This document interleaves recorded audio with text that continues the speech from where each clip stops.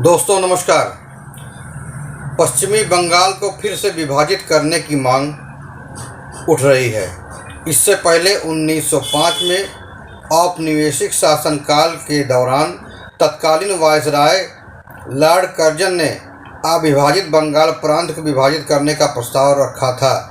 इस पहल के खिलाफ पूरे देश, खासकर बंगाल सूबे में ज़बरदस्त आंदोलन खड़ा हुआ था, जिसके चलते अंग्रेज़ों को यह प्रस्ताव वापस लेना पड़ गया था। बंग भंग आंदोलन के नाम से यह इतिहास के पन्ने में दर्ज है। इसके बाद आज़ादी जब मिली तो सिंध प्रांत पूरा अलग हो गया और पंजाब के विभाजन के साथ ही इसी बंगाल का एक हिस्सा भी अलग होकर पूर्वी पाकिस्तान कहलाया। 1971 में भारत के आधार पर एक जन विद्रोह ने शेष पाकिस्तान से अलग होकर खुद को बांग्लादेश के नाम से पृथक राष्ट्र बना दिया। वैसे उधर झारखंड के विभाजन की मांग भी उठाई जा रही है। इन दिनों दोनों ही मांगों के पीछे विकास की मंशा कम और सियासत अधिक बतलाई जा रही है, जो दुर्भाग्यजनक है। पश्चिमी बंगाल के एक और विभाजन की मांग भारतीय जनता पार्टी की पश्चिमी बंगाल इकाई के अध्यक्ष तथा केंद्रीय राज्य मंत्री सुकांत मजूमदार ने उठाई है। उन्होंने प्रधानमंत्री नरेंद्र मोदी से मुलाकात कर उत्तरी बंगाल के 8 राज्यों को मिलाकर केंद्र शासित प्रदेश बनाने का मांग प्रस्ताव दिया है। इसके अनुसार इससे इस क्षेत्र का सिक्किम की तरह विकास करने में मदद मिलेगी। वह नॉर्थ इंडिया काउंसिल का हिस्सा बन जाएगा। उधर केंद्रीय अनुदान का आवंटन हो सकेगा। मजूमदार चाहते हैं कि कूच बिहार, दार्जिलिंग, उत्तर दिनाजपुर, दक्षिण दिनाजपुर, जलपाईगुड़ी, अलीराजपुर, मालदा और कलिम्पोंग को मिलाकर केंद्र शासित प्रदेश बनाया जाए। यह मांग चाहे पश्चिमी बंगाल के विकास के नाम से की गई हो, लेकिन इसके पीछे भाजपा का सियासी मकसद ही नज़र आता है। इसके कई कारण हैं। पहला तो यह कि 2021 में पूर्व केंद्रीय मंत्री जॉन बरला और मजूमदार ने ही इस मांग को उठाया था, परंतु जब इस पर हो हल्ला हुआ तो मजूमदार ने इस मांग से खुद को अलग कर लिया। मज़ेदार बात तो यह है कि जहां एक और उत्तरी बंगाल के इन 8 जिलों को मिलाकर केंद्र शासित प्रदेश की मांग की जा रही है, वहीं इसी इलाके से अलग अलग हिस्सों को मिलाकर 3 राज्य बनाने की मांग उठती रही है।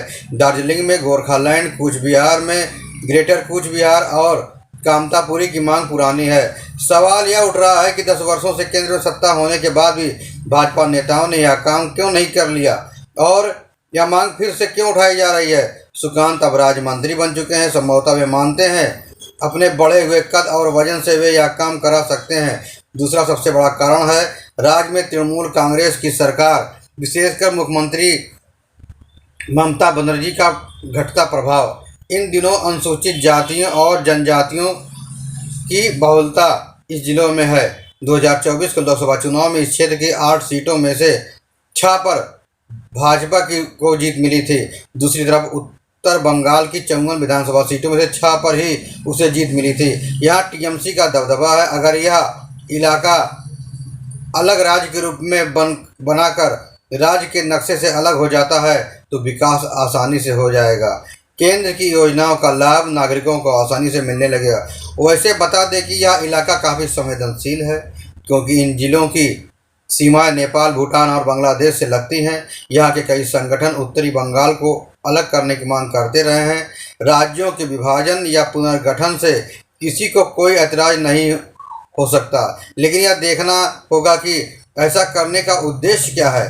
पिछले विधानसभा चुनाव में भाजपा के हाथों बड़ी पराजय पाने के बाद टीएमसी को नेस्तनाबूद करने पर भाजपा तुली हुई है। ममता विपक्षी गठबंधन इंडिया का एक मजबूत कड़ी है। इंडिया गठबंधन की इस मजबूत कड़ी को तोड़ना भाजपा के लिए सिरदर्द बना हुआ है और वह पीएम मोदी व केंद्रीय गृह मंत्री अमित शाह को बराबर चुनौतियां देती रही हैं। संसद के दोनों ही सदनों में जिस प्रकार से टीएमसी सत्ता के लिए सिरदर्द बनी हुई है, उसके चलते ममता की शक्ति कम करने की दृष्टि से यह मांग उठाए जाने का पूरा अंदेशा है। देखना होगा इसको लेकर पश्चिमी बंगाल के लोगों और टीएमसी सहित अन्य राज्यों की क्या प्रतिक्रिया होती है। दूसरी तरफ झारखंड से भी कुछ इसी तरह के संकेत मिल रहे हैं। वहाँ मुख्यमंत्री हेमंत सोरेन और झारखंड मुक्ति मोर्चा की बढ़ती लोकप्रियता से परेशान भाजपा भी कुछ इसी तरह के हथकंडे अपनाने की जुगत में लगी हुई है। झारखंड से भाजपा सांसद निशिकांत दुबे ने तो झारखंड के संथाल परगना, बिहार के किशनगंज, कटिहार व अररिया और पश्चिम बंगाल के मालदा व मुर्शिदाबाद को मिलाकर केंद्र शासित प्रदेश बनाने की मांग की है।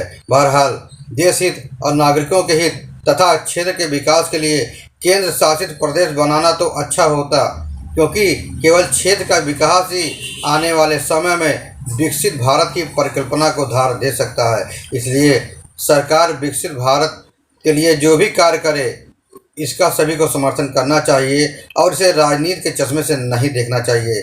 फिर मिलेंगे नई जानकारी के साथ। धन्यवाद।